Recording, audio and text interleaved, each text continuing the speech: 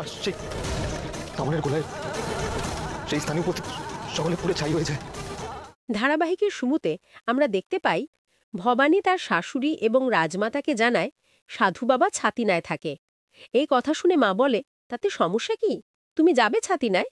পরবর্তীতে রাজমাতা অনুমতি দেয় ভবানীকে যাবার জন্য। এরপর রামকান্তর মা ইন্দুকে বলে, পাইককে সবকিছু তৈরি করতে বলো, আর তুমি ভবানীর সাথে ছাতিনায় যাবে। পরের সিনে আমাদের ছাতিনায় এক জঙ্গলে দেখানো হয়। সেখানে ভবানী এবং ইন্দু যায় সেই সাধু বাবার খোঁজে। সাধু বাবার দেখা পাওয়ার পরে ইন্দু এবং ভবানী তার কাছে যায়। সাধু বাবা তাদেরকে দেখেই বুঝতে পারে ভবানীর মন অনেক উতালা হয়ে আছে এবং সে চিন্তিত। পরবর্তীতে সাধু বাবা ভবানীকে জিজ্ঞেস করে তার কি হয়েছে, সে এত দুশ্চিন্তায় কেন রয়েছে।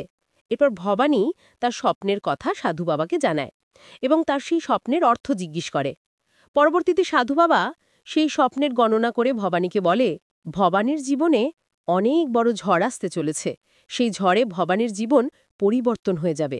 শুধু একটা মাত্র ঝড় না, একাধিক ঝড় ভবানীর জীবনে আসবে, আর সেই ঝড় ভবানীকেই মোকাবিলা করতে হবে।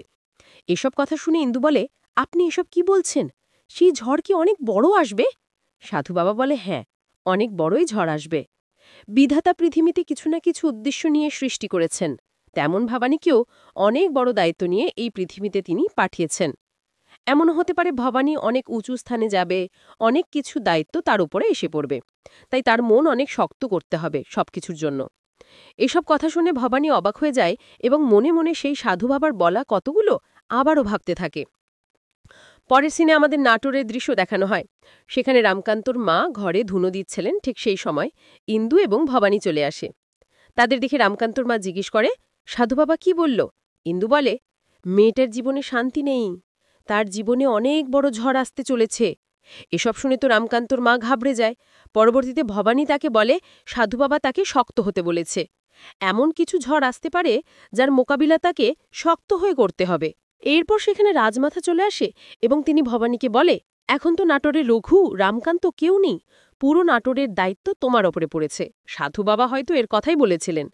পরবর্তী সিনে সেখানে সত্য চলে আসে এবং ঘরে ঢুকেই ভবানীকে ডাকতে থাকে।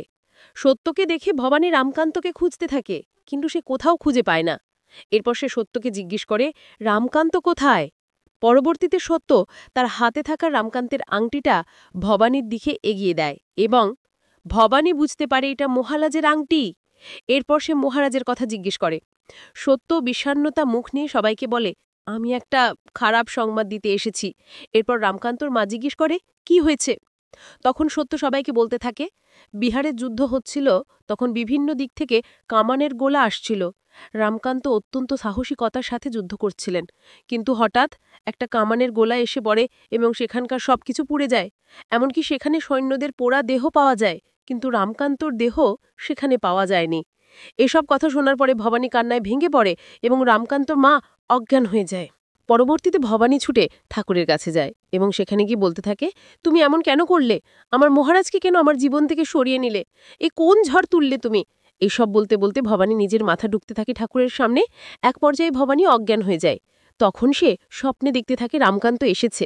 ভবানী ছুটে রামকান্তর কাছে যায় এবং বলে, আমি জানতাম আপনার কিছু হয়নি, আপনি ঠিক ফিরে আসবেন, সত্যতলা মিথ্যে বলছিল। রামকান্ত বলে, তোমাকে এই অবস্থায় দেখতে আমার ভালো লাগছে না ভবানী, তোমাকে শক্ত হতে হবে। ভবানী বলে, আমি আপনাকে ছাড়া কিছুতেই শক্ত হতে পারবো না। রামকান্ত বলে, এখন তোমার উপরে অনেক দায়িত্ব, তোমাকে শক্ত হতে হবে, তুমি রাজরাজেশ্বরীর রানী ভবানী। এরই মধ্যে ভবানীর জ্ঞান ফিরে আসে এবং সে আবারও রামকান্তকে খুঁজতে থাকে পাগলের মতো। এরপর সেখানে ইন্দু এবং সত্য চলে আসে। ভবানীর কপালে রক্ত দেখে ইন্দু বিচলিত হয়ে যায় এবং জিজ্ঞেস করে, এসব কি হাল করেছিস নিজের? ভবানী বলে, মহারাজ এসেছিল, আমি এক্ষুনি তাকে এখানে দেখেছি। শেষ সিনে ইন্দু ভবানীকে শান্ত হয়ে সত্যর কথা শুনতে বলে। পরবর্তীতে সত্য ভবানীকে জানায়, যুদ্ধে যাওয়ার দিন সকালে দেবীপ্রসাদ কোনো এক মন্দিরের প্রসাদ এনে রামকান্তকে খাইয়েছিল। এটা শুনে তো ভবানী চমকে ওঠে। তো দর্শক, এই ছিল আজকের আপডেট। প্রতিদিনের আপডেট সবার আগে পেতে আমাদের চ্যানেলটি এখনই সাবস্ক্রাইব করুন।